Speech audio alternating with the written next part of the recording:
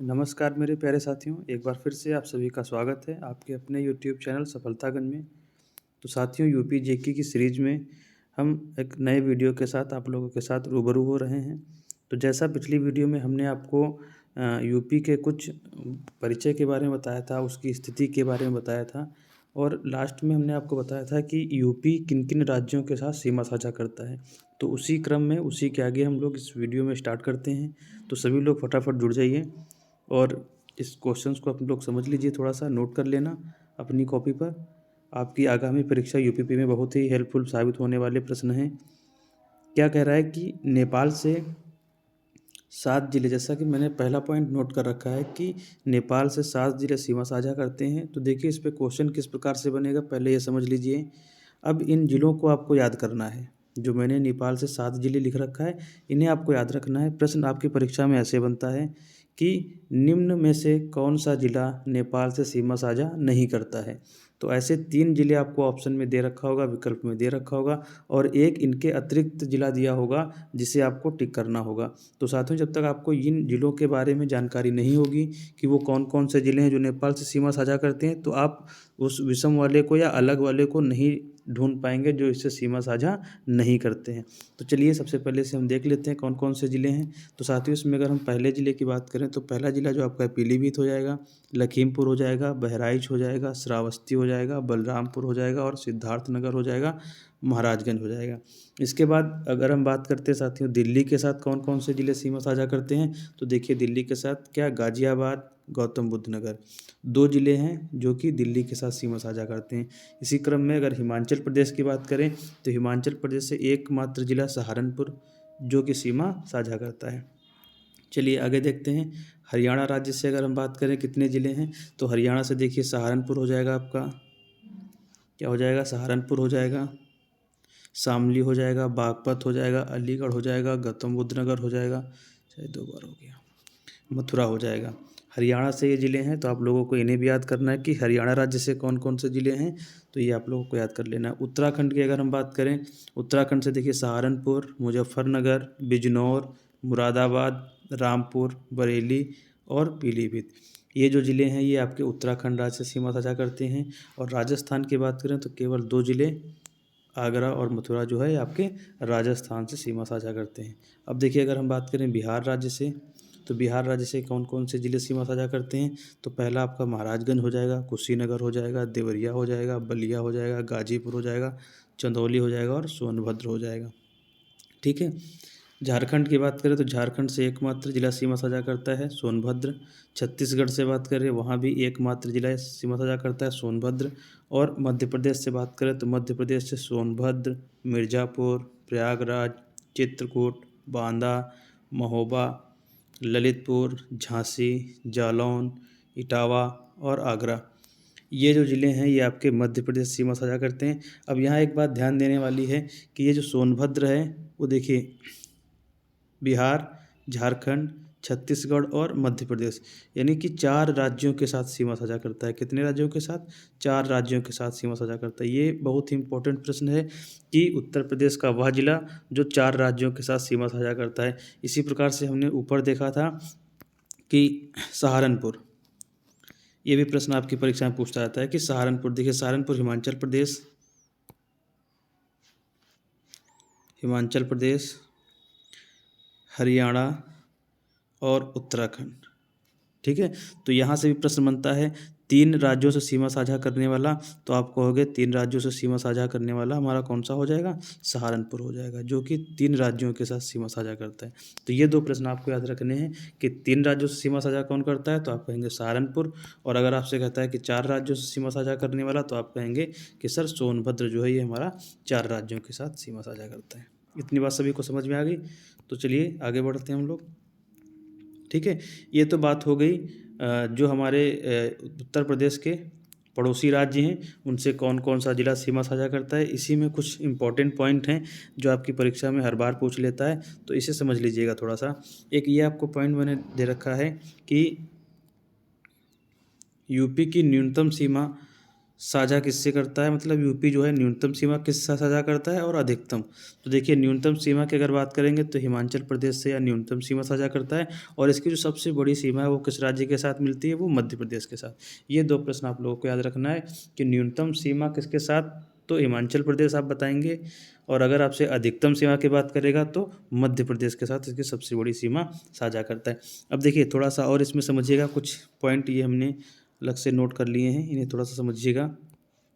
क्या है, कह रहा है महाराजगंज, तो ये याद रखना कई कई बार जिले दे देता है और कहता है यह जिला या निम्न में से कौन सा जिला नेपाल और बिहार के साथ सीमा साझा करता है। कैसे प्रश्न आता है, निम्न में से कौन सा जिला नेपाल और बिहार दोनों के साथ सीमा साझा करता है, तो आपको याद रखना है महाराजगंज। ये कुछ जिलों के नाम हमने यहाँ पर नोट कर रखा है, ये आप लोगों को याद करना है कि ये कौन कौन से ज़िले हैं जो एक से अधिक राज्यों के साथ या देश या राज्य, जैसे यहाँ पर नेपाल देश है और बिहार राज्य से सीमा साझा करता है। तो ये क्वेश्चन आपका परीक्षा में बन जाता है। और दूसरा जैसे आपसे पूछ लेगा नेपाल और उत्तराखंड से, क्या पूछ लिया जाएगा, नेपाल और उत्तराखंड के साथ, तो आप कहेंगे पीलीभीत। पीलीभीत किससे, नेपाल और उत्तराखंड के साथ साथियों, ये चीज़ आप लोग याद रखिएगा। इसी प्रकार अगर हरियाणा और राजस्थान की बात करेगा तो आप कहेंगे सर मथुरा हो जाएगा। क्या हो जाएगा, मथुरा हो जाएगा। और अगर राजस्थान और मध्य प्रदेश से सीमा साझा करने वाला एकमात्र जिला, यानी जो दोनों से सीमा साझा करता है, तो आप कहेंगे सर वो आगरा हो जाएगा। ठीक है। इसी प्रकार गौतम बुद्ध नगर जो है वो हरियाणा और दिल्ली के साथ सीमा साझा करता है। ये आप लोग याद कर लीजिएगा, बहुत ही इंपॉर्टेंट है। परीक्षा में ऐसे भी प्रश्न बन सकता है कि वह कौन सा जिला है जो नेपाल और बिहार के साथ सीमा साझा करता है, तो महाराजगंज। वह कौन सा जिला है जो नेपाल उत्तराखंड से सीमा साझा करता है, तो पीलीभीत। हरियाणा और राजस्थान से कौन सा साझा करता है, तो मथुरा। और वह कौन सा जिला है जो राजस्थान और मध्य प्रदेश से सीमा साझा करता है, आगरा। ठीक है। और ये गौतम बुद्ध नगर हरियाणा और दिल्ली से। समझ में आ गई बात सभी को।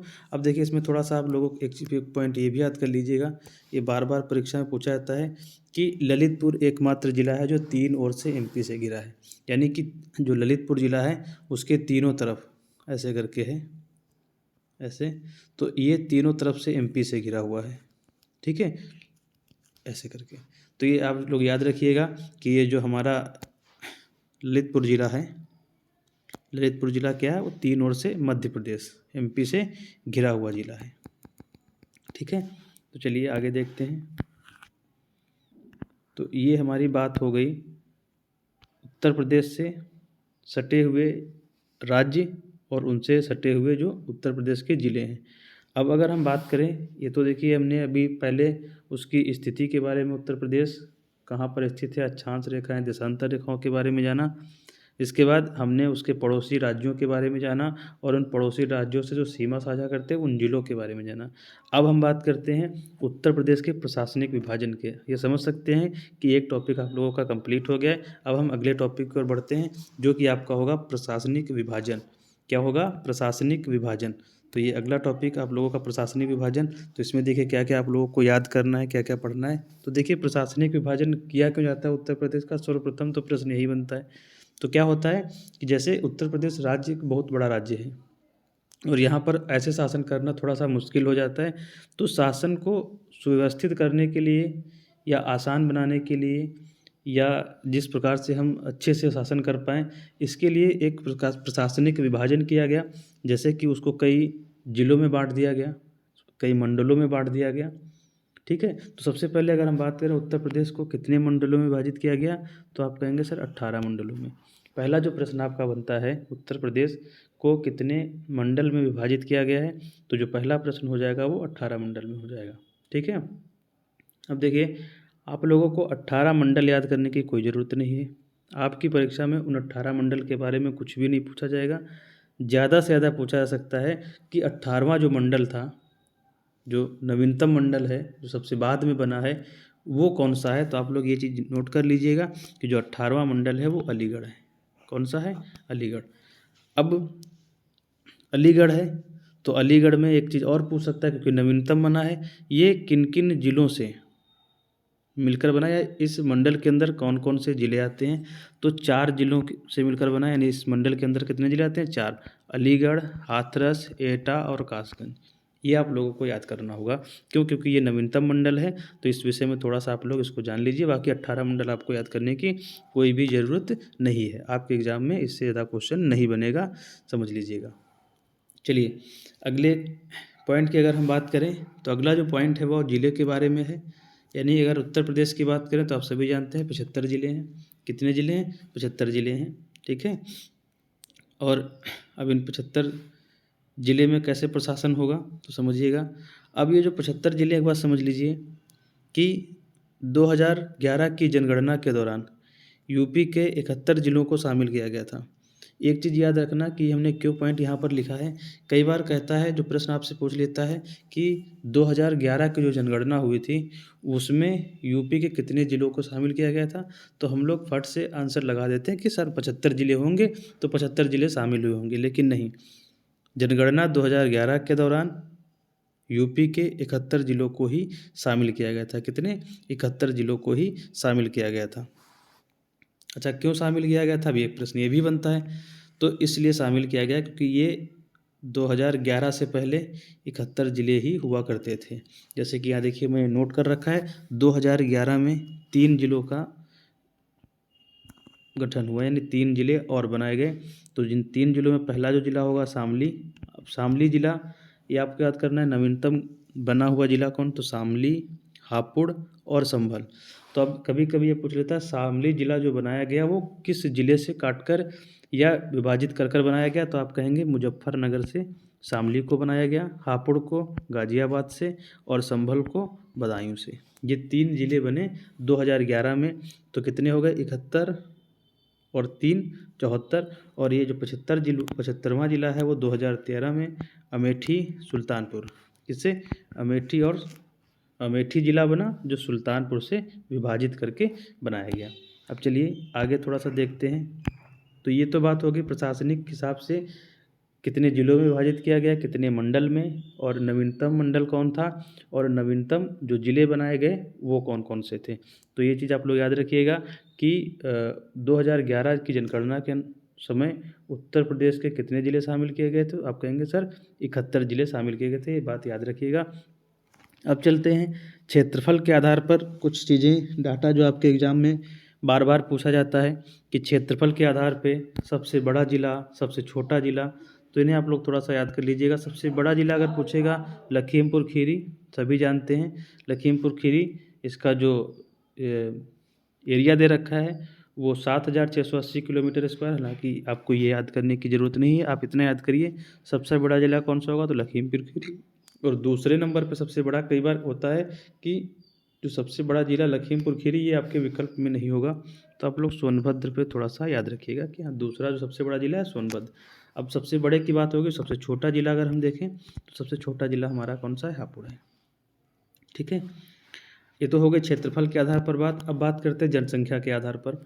तो जनसंख्या के आधार पर जो सबसे बड़ा ज़िला होगा वो प्रयागराज होगा, ठीक है। जनसंख्या भी लिख रखी है मैंने। जनसंख्या आप लोगों को नहीं याद रखनी है, सिर्फ आप इतना याद रखिए सबसे बड़ा जो ज़िला है वो हमारा प्रयागराज है, और सबसे छोटा ज़िला जो हमारा है वो जनसंख्या के आधार पर वो हमारा कौन सा है? महोबा है, ठीक है। तो चलिए और आगे देखते हैं।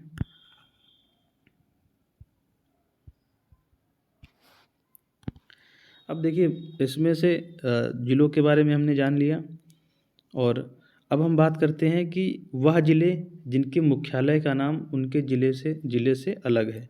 जैसे कई बार होता है, पूछता है लखनऊ ज़िला, तो आप कहते मुख्यालय पूछ लेते हैं लखनऊ ज़िले का, तो मुख्यालय लखनऊ होता है। तो लगभग सभी ज़िलों के जो मुख्यालय हैं वो उसी के नाम पर हैं, यानी उसी के नाम के शहर हैं। लेकिन अगर गौतम बुद्ध नगर की बात करें, तो गौतम बुद्ध नगर जैसा कोई शहर नहीं है जहाँ उसका मुख्यालय हो। ये मतलब है हमारा कहने का कि जैसे कोई ज़िला है, जैसे जालौन ज़िला है, तो जालौन उस पूरे ज़िले का नाम है, और उस ज़िले के अंदर मुख्यालय जो है, अब वो जालौन कोई शहर नहीं है, ना जालौन में कोई मुख्यालय है। तो अब जालौन का पूछ लेगा कि जो मुख्यालय है, ज़िला मुख्यालय है, वो कहाँ है? तो उरई शहर है, वहाँ है। तो ये कुछ हम ज़िलों को यहाँ पर नोट किया है। इसमें क्वेश्चन कभी कभी पूछ लेता है कि देखिए, सबका मुख्यालय तो नहीं पूछेगा, क्योंकि कुछ का तो सभी का लगभग उसी के नाम पर है, लेकिन जिनका कुछ अलग है आपकी परीक्षा में वही पूछे जाते हैं। तो इन मुख्यालयों को थोड़ा सा आप लोग याद कर लीजिएगा। तो क्रम से हम सब लोग देखते हैं। गौतम बुद्ध नगर की बात करें तो इसके मुख्यालय का नाम नोएडा, यानी इसके मुख्यालय का नाम नहीं, इसका मुख्यालय कहाँ पर है। ठीक है, मुख्यालय का नाम नहीं, मुख्यालय कहाँ पर है। जालौन की अगर बात करें, जालौन का मुख्यालय जो है उरई में है। कौशाम्बी, मंझनपुर, कुशीनगर, पडरौना, अमेठी, गौरीगंज, संत कबीर नगर, खलीलाबाद, कानपुर नगर, कानपुर, कानपुर देहात, अकबरपुर, माती। ये थोड़ा सा याद रखिएगा। कानपुर जो नगर है उसका जो मुख्यालय है वो कानपुर में है, और कानपुर देहात जिसका मुख्यालय अकबरपुर माती में है। अगला देखते हैं क्या है, संत रविदास नगर। ठीक है, संत रविदास नगर, और इसका जो मुख्यालय है वो कहाँ पर है, भदोई है। तो ये बात सभी को समझ में आ गई होगी कि मुख्यालय के नाम हमने क्यों यहाँ पर नोट किए हैं। इसलिए क्योंकि इन जिलों के मुख्यालय उन जिलों के नाम वाले शहर में नहीं है। यानी कि जैसे कुशीनगर, तो कुशीनगर का जो मुख्यालय है कुशीनगर में ना ही है, वो कहाँ है, पडरौना में। तो ऐसे कुछ ज़िले हैं, इनको आपको याद करना होगा। तो चलिए आगे देखते हैं, और एक दो ज़िले बचे हुए हैं, इन्हें भी हम लोग देख लेते हैं। उसके बाद संत रविदास नगर हो गया। सोनभद्र की बात करें, रॉबर्ट्सगंज, संभल की बात करें, पवासा, सिद्धार्थनगर की बात करें, नौगांव। ठीक है, तो ये कुछ ज़िलों के नाम और उनके मुख्यालय कहाँ पर हैं, ये आप लोगों को याद करना है। अब थोड़ा सा और देख लेते हैं। ज़िले की बात हो गई, मंडल की बात हो गई। अब बात करते हैं कि उत्तर प्रदेश में नगर निगम कितने हैं। तो नगर निगम कितने, 17 नगर निगम हैं। ठीक है, 17 नगर निगम हैं। और लोकसभा सीट, प्रशासनिक बंटवारा कर रहे हैं तो प्रशासनिक इन सीटों के बारे में थोड़ा सा देख लीजिए। लोकसभा, राज्यसभा, विधानसभा, विधान परिषद की, यहाँ से भी प्रश्न आपकी परीक्षा में अक्सर पूछ लिया जाता है। तो लोकसभा सीट की बात करें तो आप कहेंगे सर 80 सीटें हैं। ठीक है, 75 जिले, 80 सीट। अब ये आप लोग बिल्कुल मत समझिएगा कि हर जिले में एक ही विधायक होता है। ठीक है, जिले से और विधायकों से दोनों से अंतर है। जिला क्या है, जिले का बंटवारा करना ना तो जनसंख्या के आधार पर बंटवारा होता है और ना ही उसके क्षेत्रफल के आधार पर बंटवारा होता है। अगर जनसंख्या के आधार पर होता तो प्रयागराज की जनसंख्या सबसे ज़्यादा है, जबकि क्षेत्रफल सबसे ज़्यादा किसका है, लखीमपुर का। तो ये आप लोग बिल्कुल समझिएगा कि जो जिले का बंटवारा होता है वो ना जनसंख्या के आधार पर होता है, ना क्षेत्रफल के आधार पर होता है। ठीक है, तो ये मत समझिएगा कि 75 जिले हैं तो लोकसभा सीट 80 क्यों हो गई। तो एक जिले में एक से अधिक सांसद भी हो सकते हैं, ये बात आप लोग ध्यान से याद रखिएगा, समझ लीजिएगा। ठीक है, तो लोकसभा सीट कितनी है, 80 हो जाएंगी। ये भारत में सर्वाधिक, यानी किसी भी राज्य में सर्वाधिक सीटें उत्तर प्रदेश में हैं लोकसभा की, 80 सीटें। इतनी सीटें और किसी भी राज्य में नहीं हैं। राज्यसभा की बात करें, ये भी पूरे भारत में सर्वाधिक उत्तर प्रदेश में है, जो कि 31 हैं। विधानसभा की बात करें, 403। ठीक है, इसमें थोड़ा समझ लीजिएगा, एससी का जो रिजर्वेशन है 84 सीटों पर है, और एसटी का जो है वो 2 सीटों पर आरक्षित है। ठीक है, एसटी की कितनी, 2 सीटें, और एससी की 84 सीटें। और विधान परिषद की बात करें तो विधान परिषद में टोटल 100 सीटें हैं। समझिएगा, 90 + 10 क्यों हमने लिखा है।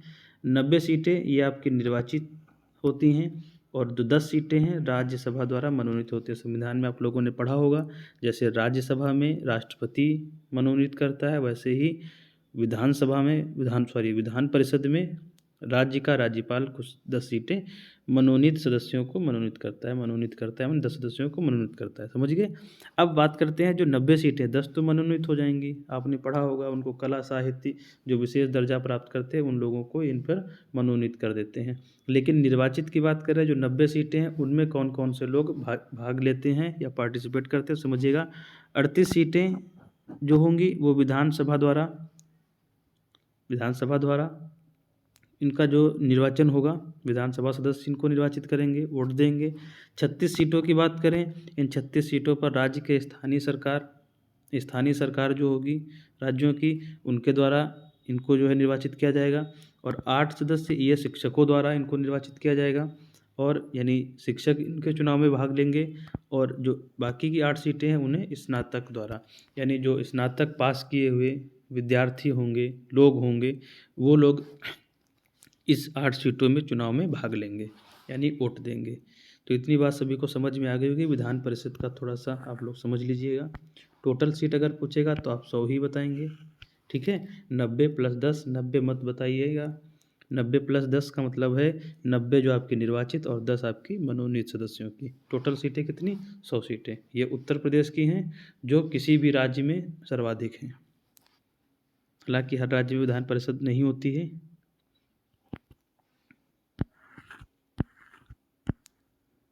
ठीक है, तो आज के लिए इतना ही रखते हैं। अगला आपको अगली क्लास में जो पढ़ाया जाएगा वो उत्तर प्रदेश का भौगोलिक विभाजन पढ़ाया जाएगा। उत्तर प्रदेश के भौगोलिक विभाजन के बारे में हम आप लोगों को आगे की वीडियो में बताएंगे। वीडियो बहुत लंबी हो जाएगी, तो आज इतना ही रखते हैं।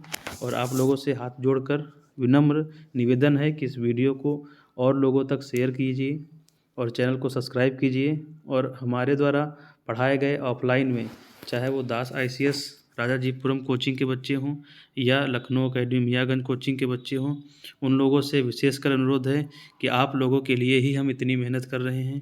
नौकरी के साथ साथ डेली वीडियो नहीं बना पा रहे हैं, इसके लिए आपको क्षमा चाहते हैं। बाकी तेजवीर सर आप लोगों के साथ लगातार लगे हुए हैं, प्रैक्टिस करवा रहे हैं, और भी लोगों को जल्द ही हम जोड़ेंगे।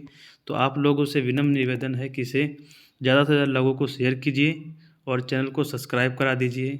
और आप लोग अगर सपोर्ट करेंगे तो ही आगे वीडियो बनाएंगे। इसमें ऐसा नहीं कि बहुत ज़्यादा मैं यूट्यूब से कमाने की आस में हूँ या इस तरीके से बहुत सारे मेरे फॉलोवर्स हैं, सब्सक्राइबर्स हैं, ऐसा कुछ भी नहीं है। आप लोगों के लिए है। संस्थान मियाँगंज, दास कोचिंग, सब जगह मैंने पढ़ाया। कुछ बच्चों के मैसेज आए कि सर UPP का एग्ज़ाम है, तो आप ही लोगों के लिए हमने ये सीरीज़ शुरू की है और सिर्फ UPP बच्चों के लिए है। तो आप लोग इसे ज़्यादा से ज़्यादा शेयर कीजिए। धन्यवाद। मिलते हैं अगली वीडियो में।